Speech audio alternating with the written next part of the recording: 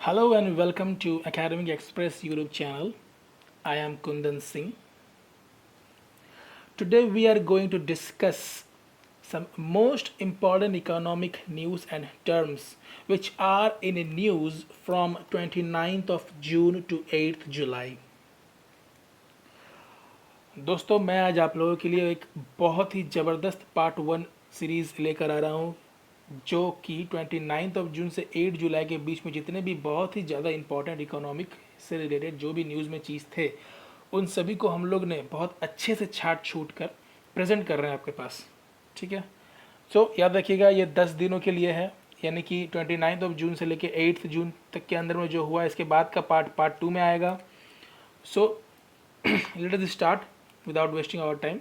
और इसके लेक्चर के लिए एज यूजुअल आप हमारे टेलीग्राम चैनल पे जा सकते हैं। टेलीग्राम चैनल का लोगो भी इसी तरह का है और ये रहा उसका link. So let gets started.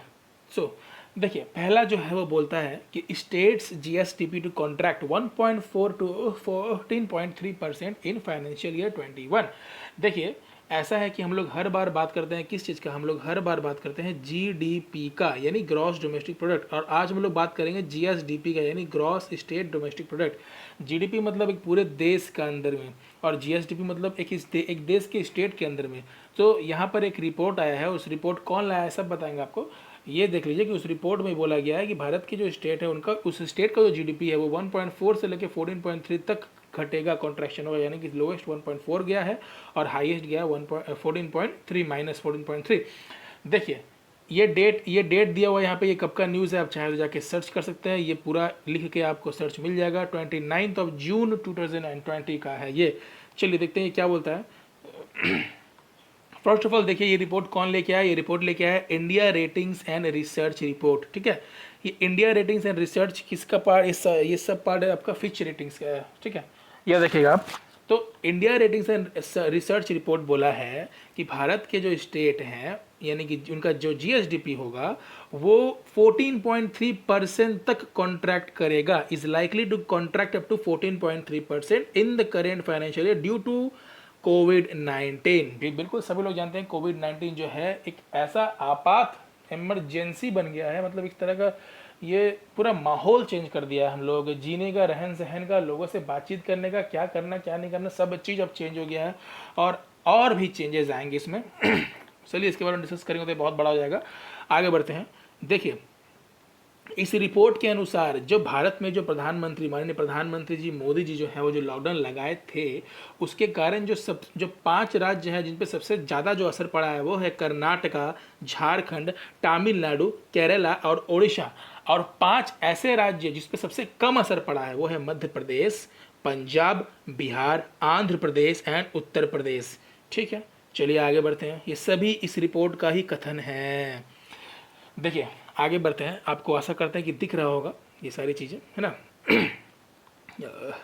देखिए the impact of lockdown on sectors, देखिए ये बोल रहा है कि लॉकडाउन का जो इम्पैक्ट है वो एग्रीकल्चर सेक्टर में, ठीक है, इंडस्ट्रियल सेक्टर में और सर्विस सेक्टर में, तो ये तीनों सेक्टर में अलग अलग तरह से होगा। इसका कहने का मतलब ये है कि जो भी स्टेट जहाँ पे एग्रीकल्चरल एक्टिविटीज़ ज़्यादा होती है उनको कम इम्पैक्ट देखने मिलेगा, क्योंकि भैया लॉकडाउन में भी खाने को लोग को खाना चाहिए और खाना एग्रीकल्चर से आ रहा था, एग्रीकल्चर का काम तो चल ही रहा था, है ना, एग्रीकल्चर वाले काम चल ही रहे थे, उसमें कोई दिक्कत नहीं है। इसीलिए जिस भी स्टेट में एग्रीकल्चरल से रिलेटेड एक्टिविटी हो रहे थे उनको कम इम्पैक्ट देखने मिलेगा। और जो बैंकिंग एंड फाइनेंशियल सर्विस है, जो आईटी है, आईटी इनेबल्ड सर्विस है, इनको भी कम इम्पैक्ट होगा, क्योंकि सभी चीज़ें तो डिजिटल हो गई थी ना जी। अब घर से कीजिए, आप सारा का सारा काम जो है घर से करना पड़ा था आपको, तो एक वर्क फ्रॉम होम का काम था तो आप घर से काम सब हो रहे थे क्योंकि ऑनलाइन करना था, तो इन दोनों पे कम इम्पैक्ट पड़ेगा। आगे देखते हैं रिपोर्ट क्या बोलता है। This report further said that, देखिए हर एक, देखिए टैक्स जो होता है ना, टैक्स वो सेंटर का तो होता ही है लेकिन एक स्टेट्स का ओन टैक्स भी होता है, इसको बोलते हैं SOTR, states own tax revenue. So इस रिपोर्ट के अनुसार जो स्टेट ज़्यादातर अपने खुद के टैक्स पर निर्भर रहता था, ठीक है, या ध्यान से सुनिएगा, जो स्टेट ज़्यादातर अपने खुद के टैक्स पर निर्भर रहता था उसको सबसे ज़्यादा इम्पैक्ट होगा, और जो स्टेट ज़्यादातर सेंट्रल के द्वारा मदद लेता था उसको कम इम्पैक्ट होगा, जाहिर सी बात है।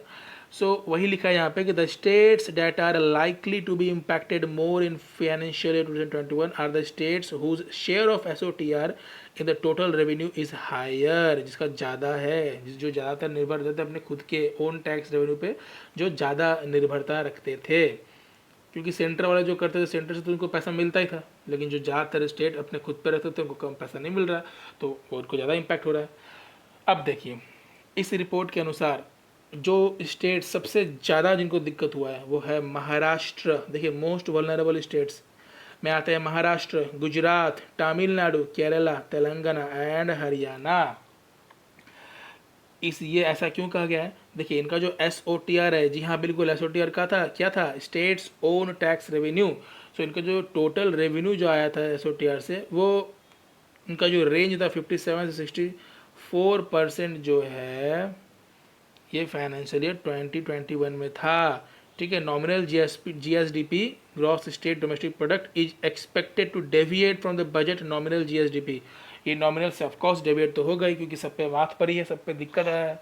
कितना तक का रेंज पर? तो यहाँ ध्यान से देखिए 15% से लेकर 24% तक। ठीक है, चलिए आगे देखते हैं। फर्दर ये जरूर ध्यान देखिएगा, इस रिपोर्ट के अनुसार गोवा जो है उस पर सबसे कम, सॉरी गोवा जो है, बिल्कुल माफ़ कीजिएगा, गोवा जो है उसको सबसे ज़्यादा कॉन्ट्रैक्ट होगा। कितना? 14.3%। आपको याद है स्टार्टिंग में बोले थे 1.4 से लेकर 14.3 तक का बात था, है ना। तो 14.3 किसको होगा? तो वो गोवा को होगा, और 1.4 किसको होगा? आंध्र प्रदेश को होगा। ठीक है, सबसे ज़्यादा गोवा, सबसे कम आंध्र प्रदेश।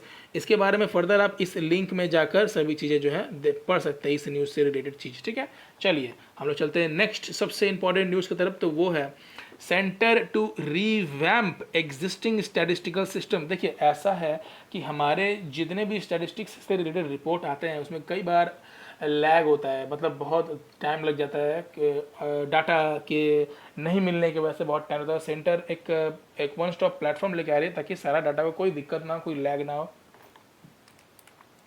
देखते हैं इस न्यूज़ में क्या था जो इंपॉर्टेंट है, क्यों चुना गया, आपको समझ में आ जाएगा। So as data related to macro economy से रिलेटेड जितने भी डाटा है उसको रिलीज़ करने में हमेशा एक लैग यानी कि टाइम लग जाता है। ठीक है, हफ्तों का या फिर इवन महीनों का भी देखा गया कई केस में। इसी कारण के वजह से जो मॉस्पी है, मॉस्पी किसको बोलते हैं? Ministry of statistics and programme implementation को बोलते हैं मॉस्पी। ये एक अम्ब्रेला इंफॉर्मेशन पोर्टल लेके आ रही है अंडर NIIP। बताते हैं आपको NIIP क्या होता है, पहले यहाँ देख लीजिए। To collect all real time data, ठीक है, ऑफिशियल डाटा जो है इंक्लूडिंग करिए। ठीक है,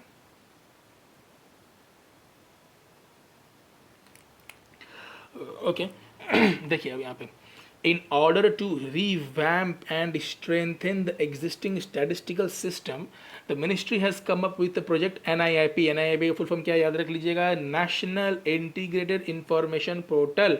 ठीक है, ये एक नया एक पोर्टल लेके आना चाहती है मिनिस्ट्री, ताकि जो भी लैग हो रहा है जिसमें हफ्तों का या महीनों का, वो कम हो जाए या एकदम ही ना हो। तो ये जो पोर्टल है ये एक वन स्टॉप प्लेटफॉर्म की तरह काम करेगा।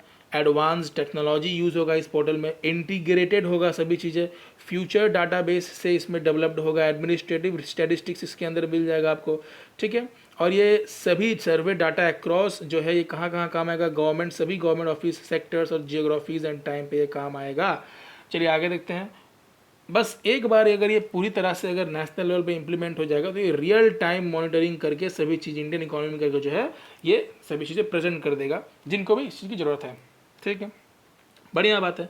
अभी क्या हो रहा है हम लोग देख सकते हैं कि जैसे मान लीजिए index of industrial production IIP है ना, जो कई बार आपको पढ़ाया है मैंने, IIP न्यूज़ में आता ही है, 8 कोर इंडस्ट्रीज IIP। सो आपको याद होगा कि इंडेक्स ऑफ इंडस्ट्रियल प्रोडक्शन भले ही आता तो हर महीने है, लेकिन वो 6 वीक के लैग पर आता है। वो क्यों आता है? डाटा के अनअवेलेबिलिटी की वजह से आता है। तो इन सभी चीज़ों को कम करने के लिए ये सेंटर जो है ये प्रोग्राम कर रही है। द मिनिस्ट्री जो है also working towards the development of computer application for general survey instrument CAGSI। ठीक है, जिसको कि बीच में भी इंटरप्रिटेड, जो इंटरप्रेट करेगा एज ए फ्रेम की तरह इंटरप्रेट करेगा, जो जनरल सॉल्यूशन लेके आएगा, conducting all surveys under NSO.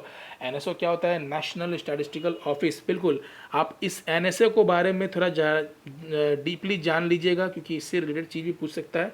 सो एनएसओ से रिलेटेड सभी चीज़ें को कंडक्ट करेगा कौन? CAGSI। ठीक है।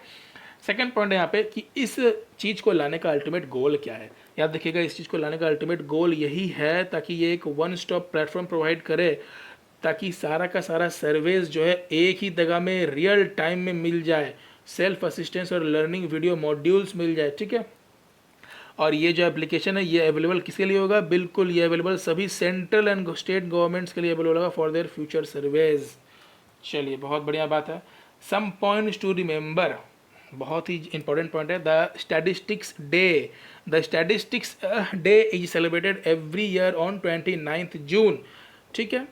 To commemorate the birth anniversary of whom? बिल्कुल, प्रोफेसर PC महालानोबिस। याद रखिएगा, PC महालानोबिस को कॉमेमोरेट बर्थ एनिवर्सरी को बनाने के लिए 29 जून को जो है स्टैटिस्टिक्स डे मनाया जाता है। ठीक है। आपको मालूम होगा PC महालानोबिस कितने बड़े विद्वान थे स्टैटिस्टिक्स में, है ना। अच्छा, इस साल 2020 का स्टैटिस्टिक्स डे का थीम क्या रखा गया था? SDG 3 के लिए, सस्टेनेबल डेवलपमेंट गोल 3 के लिए था ensure healthy lives and promote well being for all at all ages. और SDG 5, SDG का मतलब मालूम है ना, सस्टेनेबल डेवलपमेंट गोल, SDG 5 के लिए रखा गया था achieve gender equality and empower all women and girls. बहुत बढ़िया। The ministry has instituted a new award. देखिए, मिनिस्ट्री जो है, कौन सा मिनिस्ट्री? बिल्कुल, मॉस्पी। सो मॉस्पी एक नया अवार्ड लेकर आई है, उसका नाम है professor PC Mahalanobis national award. ठीक है। और ये अवार्ड सबसे पहले दिया किसको गया है? The winner of the first PC Mahalanobis national award is doctor C Rangarajan. ठीक है। ये चीज़ें जो है याद रखिए, कुछ कुछ चीज़ें। देखिए, यहाँ पे इस स्लाइड में कुछ गलती हो गया है। यहाँ पर ये दूसरा आर्टिकल था, आर्टिकल क्या था, ये यहाँ पे छिप गया है इस फोटो के कारण। चलिए, कोई बात नहीं, आगे समझ में आ जाएगा। हाँ, यह आर्टिकल था S&P रेटिंग को लेकर। ठीक है, S&P रेटिंग को लेकर। देखिए, यहाँ पे ध्यान दीजिएगा, S&P एक रेटिंग एजेंसी है जो कि अभी हाल ही में इंडिया का जो सोवरिन रेटिंग है उसको BBB नेगेटिव में कर दिया। इसका बहुत सारा रेटिंग होता है, BBB पॉजिटिव, नेगेटिव। तो ये BBB नेगेटिव में इंडिया का रेटिंग कर दिया। और BBB नेगेटिव का मतलब होता है लोवेस्ट इन्वेस्टमेंट ग्रेड के ऊपर कर दिया, यानी कि जो इन्वेस्टर्स हैं वो लोग अब इस चीज़ को अगर देखेंगे तो मे भी इन्वेस्ट करना ना चाहें इंडिया में, क्योंकि S&P जो है BBB नेगेटिव यानी कि लोवेस्ट इन्वेस्टमेंट ग्रेड में इंडिया को डाल दिया है। ठीक है। क्यों डाला? क्योंकि इसका इकोनॉमी जो इंडिया का स्टेबल नहीं दिख रहा है, S&P को फिजिकल पोजीशन बढ़िया नहीं दिख रहा है, रिकवर होने का चांसेस बहुत कम दिख रहा है, इसीलिए डाल दिया, जाहिर सी बात है। देखिए, और भी जो एजेंसी जैसे मूडी है, ठीक है, फिच है, ये लोग भी इसी तरह का सोच रख रहे हैं इंडिया के प्रति। ठीक है। लेकिन ये जो S&P है, ये बोला है चाइना का जो पर कैपिटल रियल GDP है वो, उसका जो ग्रोथ होगा वो 5.5% से होगा। ठीक है, 21-23 में। इस साल तो सबका नेगेटिव है, लेकिन चाइना का पॉजिटिव है इस साल भी, इस साल करेंट ईयर में। लेकिन जो 21-23 का जो साल होगा उसमें 5.5% से बढ़ोतरी होगा इंडिया का। ये कौन बोल रहा है? S&P एजेंसी बोल रहा है। ठीक है। और ये भी बोलता है कि चाइना का जो GDP ग्रोथ है वो 1.2% रहेगा इस साल, करेंट ईयर में जो है GDP ग्रोथ 1.2% रहेगा, यानी पॉजिटिव। बाकी सब देशों का नेगेटिव में जा रहा है। और ये जो इसका जो इम्प्रूवमेंट है वो 7.4% तक होगा 2021 में। ठीक है, बहुत बढ़िया बात है। देख सकते हैं 5.5% से एनुअली अगर बढ़ेगा तो 1.2 में ऐड होकर 7.4 हो ही जाएगा। ठीक है। चलिए, और ये बोला है कि इंडिया का जो GDP है वो कॉन्ट्रैक्ट होगा बाई 5%। कॉन्ट्रैक्ट यानी कि -5 पे जाएगा इंडिया। ठीक है, ये बोला है। ये देखिए, फर्दर इसके बारे में जानने के लिए एज यूजुअल हम यहाँ पे लिंक लगा दिए हैं, आप इस लिंक पर जा सकते हैं और इस न्यूज़ के बारे में बहुत ही अच्छी जानकारी से देख सकते हैं। हालांकि मैं सब बता दिया आपको, जो देखिए न्यूज़ बड़े बड़े होते हैं, 2-4 पन्ने के होते हैं, उसको पढ़ के उसको अच्छे से कॉन्साइज करके इम्पॉर्टेंट इन्फॉर्मेशन ही केवल हम लोग यहाँ पे लिखे हैं। ठीक है। ये वीडियो थोड़ा बड़ा भी होगा कि स्लाइड ज़्यादा, क्योंकि 10 दिनों का न्यूज़ कवर किया जा रहा है, इसीलिए तो आप लोग कोऑपरेट कीजिएगा। देखिए, यहाँ पे दूसरा आर्टिकल आ रहा है, core industries outputs fall sharply in May. देख रहे हैं ना, कोर इंडस्ट्री क्या होता है? 8 कोर इंडस्ट्री होता है ना, तो वही है यहाँ पे। देखिए, कोर इंडस्ट्रीज जो है इंडिया का जो है 23.4% से श्रिंक यानी घट गया था। कब? मई महीने में, 2020 के मई महीने में। अप्रैल में क्या हुआ था, ये 37% से घट गया था, और मई में क्या हुआ, 23.4% से घटा है, थोड़ा सा बढ़ा है लेकिन घटा ही हुआ है ना यार। द स्टीपेस्ट कॉन्ट्रेक्शन, देखिए 8 कोर में क्या क्या होता है आपको मालूम ही है, तो उसका देखिए किसमें क्या क्या घटा है। स्टील पर 48.4% घटा है, सीमेंट पर 22.2% घट गया है, रिफाइनरी प्रोडक्ट्स जो सबसे ज़्यादा परसेंटेज वेटेज रखता है 8 कोर इंडस्ट्री में, उसका 21.3% घटा है, नेचुरल गैस का 16.8% घटा है, इलेक्ट्रिसिटी का 15.6% घटा है, कोल का 14% घटा है, और क्रूड ऑयल का 7.1% घटा है। ठीक है, ये 7 कोर हो गया, लेकिन 8वां जो कोड है फर्टिलाइजर, ये 7.5% से बढ़ा है। क्यों? क्योंकि ये एग्रीकल्चर में आ रहा है, और आपको आगे बोले थे ना हम पहले ही इसके बारे स्लाइड में कि एग्रीकल्चर वाले स्टेट को भी कम इम्पैक्ट होगा, क्योंकि एग्रीकल्चर तो चल रहा है इसीलिए। 8 कोर इंडस्ट्रीज कॉम्प्राइजेज कितना, 40.27% of the weight of items included in the index of industrial production IIP। 8 core industry क्या क्या होता है, बिल्कुल हमेशा ये चीज़ मैं बोल देता हूँ ताकि आप लोग को याद रहे, ये हर बार पूछ सकता है आपसे, आने वाले RRB एग्जाम में भी इससे रिलेटेड क्वेश्चन जरूरी आ सकते हैं, बहुत जरूरी, कि न्यूज़ में 100% है तो 100% चांसेस आ सकते हैं। Refinery, steel, coal, crude oil, natural gas, cement, fertilizers, electricity production, ठीक है, ये सभी जो है 8 कोर इंडस्ट्रीज में आते हैं। अच्छा देखिए, in the month of March IIP जो है वो कॉन्ट्रैक्ट हुआ था 18.3% से। ठीक है, ये देखिए यहाँ भी इसका भी लिंक हमने शेयर कर दिया, आप चाहे तो इस न्यूज़ के बारे में डिटेल एनालिसिस ले सकते हैं। इंडियाज, देखिए दूसरा आर्टिकल यहाँ पे आ गया है, ये हमारा लोगो है as you all know. India's next fiscal GDP forecast trimmed, Fitch rating आपको याद है ना, फिच रेटिंग के बारे में हम पढ़ा रहे, देखिए फिच रेटिंग यहाँ पे दिया हुआ है, ये देखिए आपको दिख रहा होगा फिच रेटिंग, है ना। सो India's next fiscal GDP forecast trimmed, Fitch cuts GDP growth, तो ये जून 30 का है, हर स्लाइड में डेट दिया हुआ है कि कौन सा न्यूज़ कब का है, ये जून 30 का है। तो फिच रेटिंग जो है ये ग्लोबल इकोनॉमिक आउटलुक रिपोर्ट कौन निकालता है, याद रखिएगा, ग्लोबल इकोनॉमिक आउटलुक रिपोर्ट निकालता है फिच। ठीक है, फिच का जो ग्लोबल इकोनॉमिक आउटलुक रिपोर्ट आया है वो इंडिया का जो ग्रोथ है 21-22 के लिए उसको 8% कर दिया। हालांकि यही फिच जो है पहले इसको 9.5% बोल रहा था, लेकिन अब इसको कर दिया है 8% पे, क्योंकि इसको लग रहा है कि बहुत ही ज़्यादा ख़राब सिचुएशन है इंडिया का। ठीक है, जून में जो है इंडियन इकोनॉमी जो है 22-23 में जो है 5.5% से ग्रो करेगा। जून में बोला था ये जो फिच रेटिंग है कि इंडियन इकोनॉमी 22-23 में जो है 5.5% से ग्रोथ करेगा, और अभी फिलहाल Indian economic growth stood at an estimated 4.2% in 2019-20 current physical में 4.2% है। ये सब फिच रेटिंग के बारे में जो भी इंपॉर्टेंट था इस न्यूज़ में, वो सारी चीज़ें आपके सामने धरी हुई है। आप इस लेक्चर के PDF को हमारे टेलीग्राम चैनल पर जाके ले सकते हैं, और इसको अच्छे से पढ़िएगा। कोई ऐसे कुछ टफ इंग्लिश लैंग्वेज का इसमें यूज़ नहीं हुआ है, आप पढ़िएगा और याद हो जाएगा आपको, जो इंपॉर्टेंट लगेगा उसको अपने कॉपी पे उतार लीजिएगा, और डैम 100% है कि इसमें से आने वाला है सवाल। ठीक है, ये पहला सीरीज़ है। देखिए सब इंपॉर्टेंट पॉइंट्स की बात करें तो S&P रेटिंग्स हैज़ फॉरकास्टेड 5% कॉन्ट्रैक्शन यानी -5 this fiscal year for India. ठीक है, and growth recover to 8.5% next fiscal. ठीक है, मूडीज जो है वो क्या बोला है, Moody's expects India's real GDP to contract by 4% अभी करेंट ईयर में। मूडीज बोला है, मूडीज भी एक रेटिंग एजेंसी है, S&P भी रेटिंग एजेंसी है, ये दोनों का बता रहा है आपको। S&P बोला है 5% कॉन्ट्रैक्शन होगा इस साल। ठीक है, और रिकवरी होगा 8.5% से अगले साल। मूडीज बोला है इस साल 4% से कॉन्ट्रैक्शन होगा। ठीक है, और रिकवरी होगा 8.7% से। ठीक है, बढ़िया बात है। देखिए दूसरा आर्टिकल यहाँ पे आता है, दूसरा आर्टिकल यहाँ पे, physical deficit hits 58.6% of budget estimates. ये जुलाई 1 जुलाई का ये आर्टिकल है। सो गवर्नमेंट का जो है, government had pegged the fiscal deficit for 2020-21 at ₹7.69 lakh crore. Government जो है, जो बजट अभी हुआ था हाल ही में, उसमें बोली थी कि 2020-21 का जो फिजिकल डेफिसिट है वो गवर्नमेंट 7.96 लाख करोड़ पर रखी थी। ठीक है, जो कि 3.5% था अपने GDP का। कौन था, निर्मला सीतारमन जी कौन है, हमारी फाइनेंस मिनिस्टर है। ठीक है, लेकिन हुआ क्या दोस्तों कि ये जो 3.5% तो था ही GDP का, कितना 7.96 लाख करोड़, लेकिन हुआ क्या, ये जो फाइनेंशियल ईयर शुरू हुआ उसके पहले क्वार्टर में ही जो है फिजिकल डेफिसिट का 58.6% हम लोग टच कर लिए, जो कि 4.66 लाख करोड़ हो गया था। ठीक है, 7.96 लाख करोड़ जो कि 2020-21 के लिए था, उसका तो हम लोग 58.6% पहले क्वार्टर में ही टच कर लिए। तो ये क्वेश्चन पूछ सकता है आपसे कि पीएससी में क्वेश्चन आया हुआ भी है, इनफैक्ट इससे पहले में WBPSC में आया हुआ है, UPPSC में आया हुआ है, MPPSC में आया हुआ है कि the centre's physical deficit during the first 2 month of the physical stood at, option दे देगा चाटू, तो आंसर होगा 58.6%।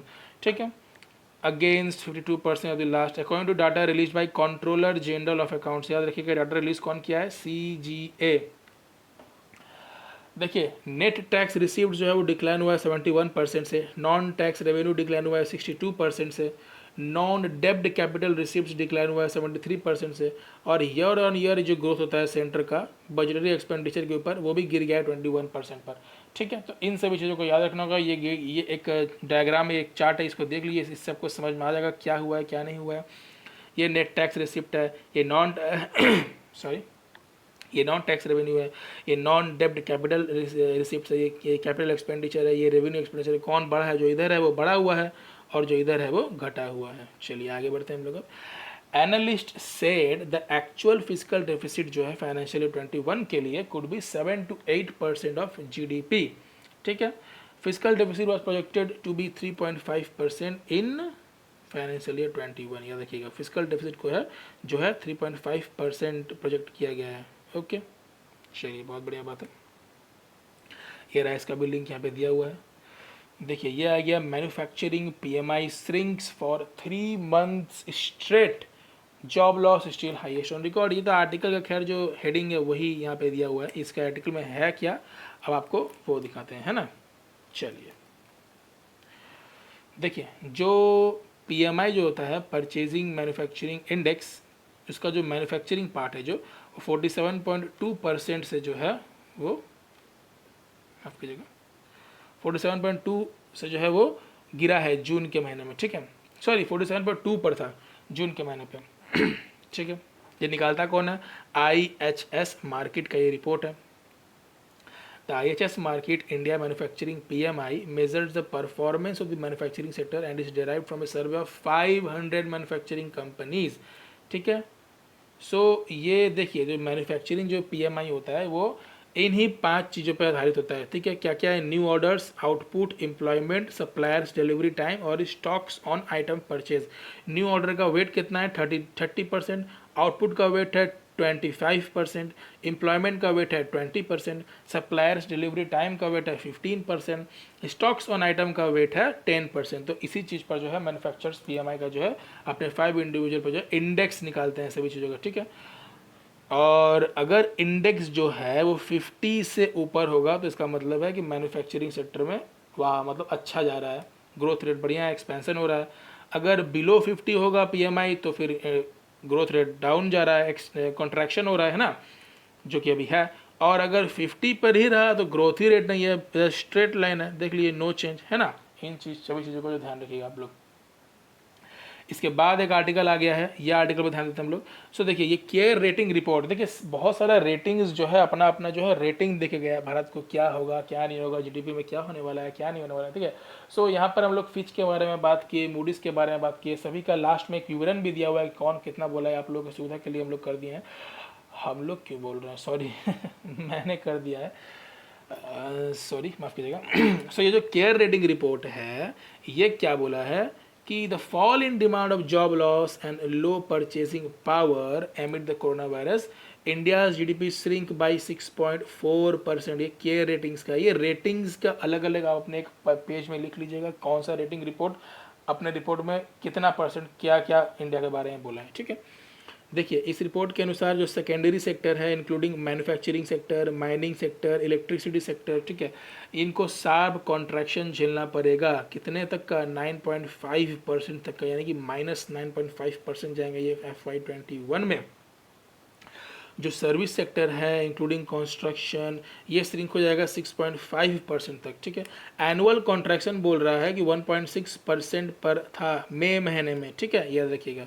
चलिए इसके बाद दूसरा आर्टिकल आ गया। दूसरा आर्टिकल बोलता है services activity contracts for 4th month in A row in June.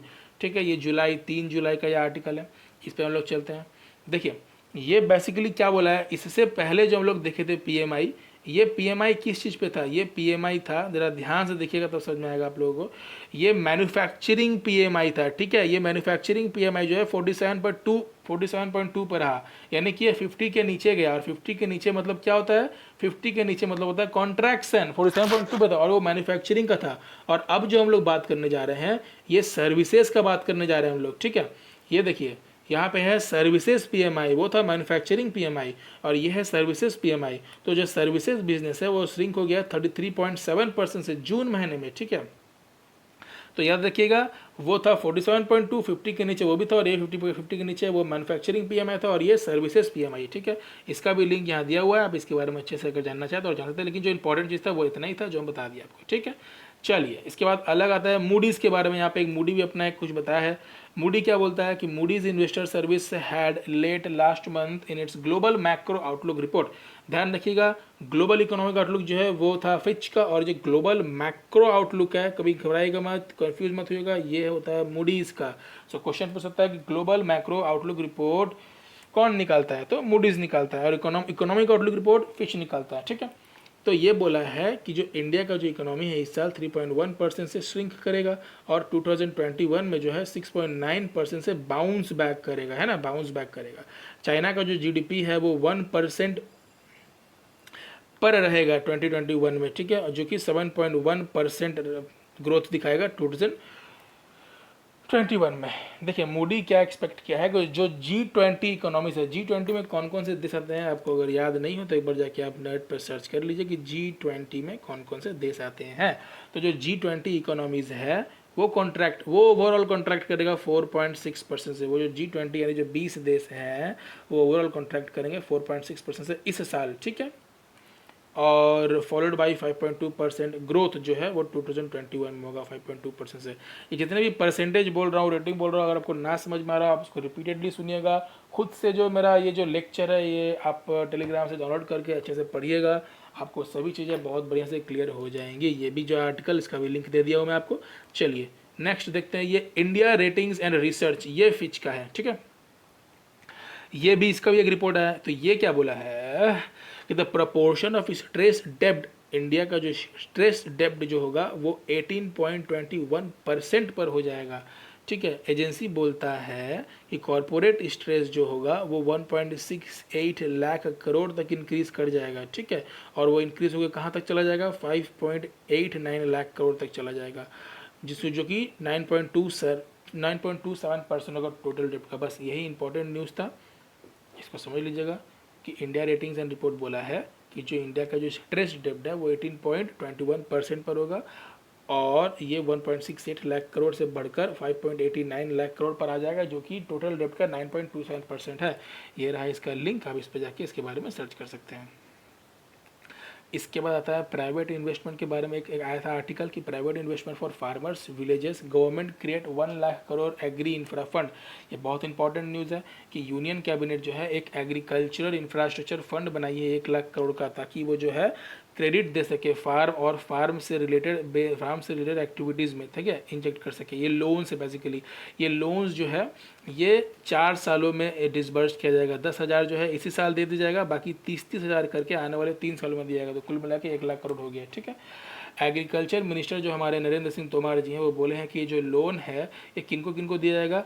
PACS यानी प्राइमरी एग्रीकल्चर क्रेडिट सोसाइटीज़ को दिया जाएगा, मार्केटिंग कोऑपरेटिव सोसाइटीज़ को दिया जाएगा, फार्मर प्रोड्यूसर्स ऑर्गेनाइजेशन को दिया जाएगा, सेल्फ हेल्प ग्रुप को दिया जाएगा, और फार्मर्स को दिया जाएगा, ठीक है। और ये जो लोन की जो फैसिलिटी है और एक्स्ट्रा में किन लोगों को प्रोवाइड की जाएगी? तो ये जो है जॉइंट लायबिलिटी ग्रुप्स को प्रोवाइड की जाएगी, मल्टीपर्पज़ कोऑपरेटिव सोसाइटी को प्रोवाइड की जाएगी, एग्री एंटरप्रेन्योर्स, स्टार्टअप, इंफ्रास्ट्रक्चर, ठीक है। और पब्लिक प्राइवेट पार्टनरशिप जो सोसाइटी है, जो प्रोजेक्ट है जिसको गवर्नमेंट स्पॉन्सर करती है, उनको भी ये फैसिलिटी जो लोन का दिया जाएगा, ठीक है। देखिए गवर्नमेंट ये भी बोला है कि जो जितने भी लोन जो इसमें से आ रहे हैं उस पर 3% का सबवेंशन भी होगा सालाना, ठीक है, जिसका limit up to a limit of 2 crore, ठीक है, 2 करोड़ तक का लिमिट, जो कि 3% एनुअली होगा। ये लोन सबवेंशन, सरकार सबवेंशन मतलब क्या होता है? छूट, ठीक है, छाड़, ठीक है, ये करेगी, ठीक है।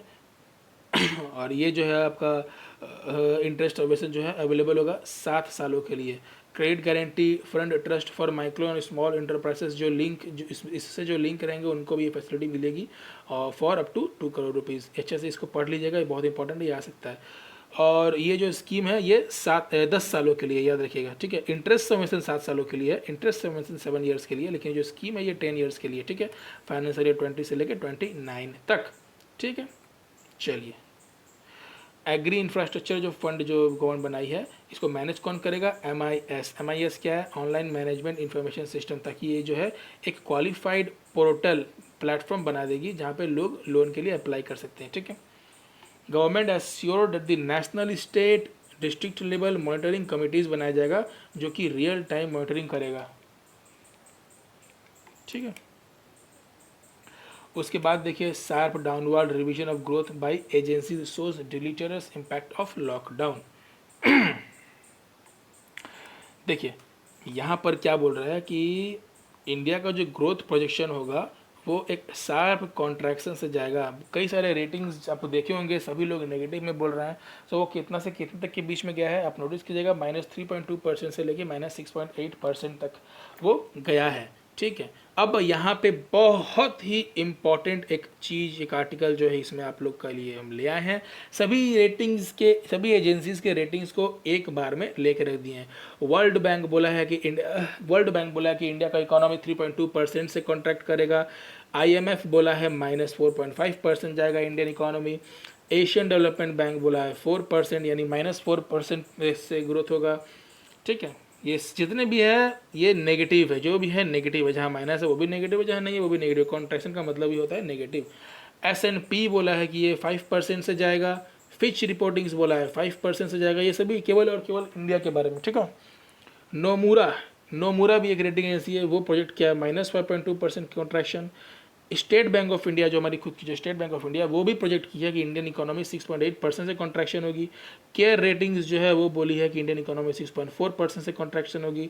और इंडिया रेटिंग्स, जो कि फिच रेटिंग का ही पार्ट है, वो बोला है कि 5.3% से कॉन्ट्रैक्शन होगा। याद रखिएगा 1920 में जो है इंडिया का जो ग्रोथ है वो 4.2% से हो रहा था।